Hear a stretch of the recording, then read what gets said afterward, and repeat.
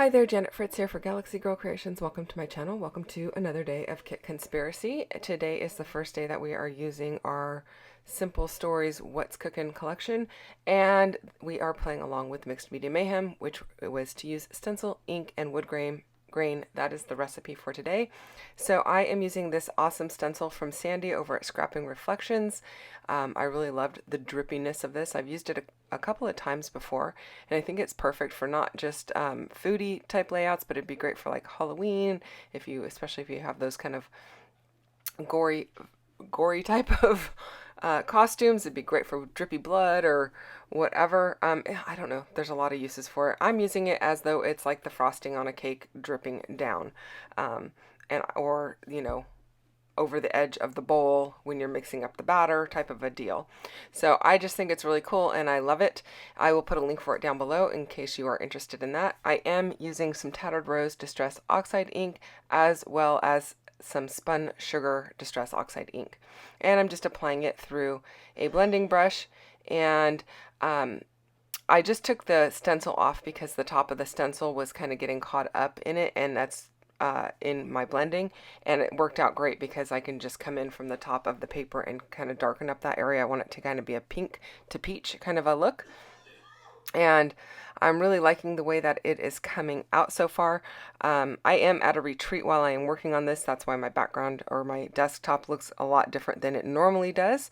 Anyway, today I am documenting a recipe for cheesecake that my son makes. And I love this cheesecake. It's really good. It is New York style, so it's super thick, tall, and very rich. We don't make it all that often because it is super rich, and it's like you get a lot of it in this recipe. So it fills a whole springboard, springform pan. Springform, I think that's what it's called. Like all the way up to the top. So yeah. Then I decided I want to back my photo with a piece of paper, but I wanted it to be colored because I am half on the white cardstock and half off. And so I just took my ink pad directly to the edge of this white piece of paper and rubbed it on there. I was going to just use my blending brushes, but I wanted it a little bit darker, so I felt like the ink pad to paper method was a little bit better. And I'm liking how that's looking. I do want a border up across the top to bring the brown up above. So this is my wood grain, technically, using a wood grain paper at the bottom there. And then I have used ink and a stencil. I think that was the recipe that was called for on this particular layout. And so I've got everything done for Mixed Media Mayhem so already. And then I am using a little bit of walnut stain distress ink to ink the edges of my paper. Now I apologize that I am zoomed in so close. I have a different setup for when I travel than I normally do. My old setup basically bit the dust, and so this is a new one that I am trying out, and I'm not sure how I like it. I like it so far for a single page. I think it's going to be really rough on a double page. Although maybe I can zoom out some. I'm just trying to stay within frame because I don't have a lot of wiggle room around the edges there. So if I'm off frame or out of frame, I apologize for that as well. So here is the sticker sheet for the What's Cooking collection. I also have this wood veneer. Originally, MK had these kits kitted up with all of this wood veneer and some chipboard. She no longer has those in the shop. Those have sold, and so basically if you are to purchase this kit in the shop, you don't get the wood veneer or the chipboard, and there was a stencil that has some utensils on it as well. But those were originally how she had a large batch of them bundled, but those bundles are no longer available, so now you just have the paper bundle, which comes with the stickers and several of the embellishments, the prepackaged embellishments from Simple Stories. So you can check that out in the link down below if that's something of interest to you. If they're still available at the time of voicing this video, they were, but I don't know if they still are. So there's always that. I do love these wood veneer pieces. I think they're super cute. I am going to go ahead and get those put down. My wood veneer pieces, not all of them have adhesive on the back because I think she ended up gifting me some of the test ones, and so all of her wood veneer in her shop does come with adhesive on the back. So don't let that fool you. They are super thin also, which makes it really nice to be able to put on your layout. Okay, so I'm just trying to figure out my nice little cluster here, trying to decide where I'm going to put things. I know I want to use multiple colors in all of these areas. I liked that floral paper in a small dose, so I've definitely got it in a small dose here, because in a large dose it was quite a lot for the eye to take in, and that is my suggestion for any paper that is super, super busy.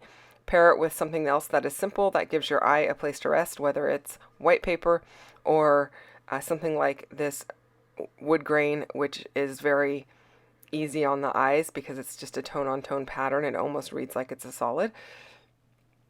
And I'm liking the way that this is coming together because, yeah, it was a lot. It was a lot on the eyes to watch, or to look at that pink with the gold background in as a whole 12 by 12. So my photos would have felt very lost, at least for me. Now, if it's something that you can do, then good on you. And look at that, I put my paper in upside down.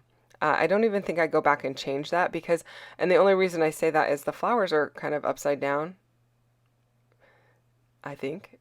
Anyway, but I had inked the opposite edge of it, so yeah, I don't know what happened there. I didn't even notice until actually voicing this video, so who knows.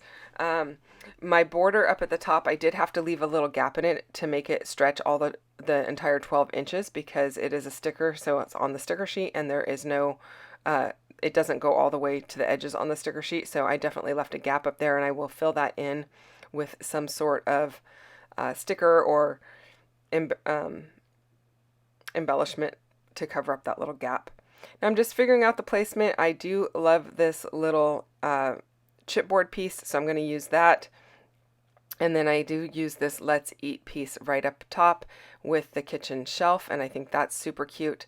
Oh, looks like I'm going to switch it out for this red Let's Eat. Yes, definitely switching it out because I wanted to bring the red up to that area because I've got the red refrigerator down in the bottom right. And then bringing the turquoise bowl up top to kind of play off of the turquoise little stove that's in the bottom right there.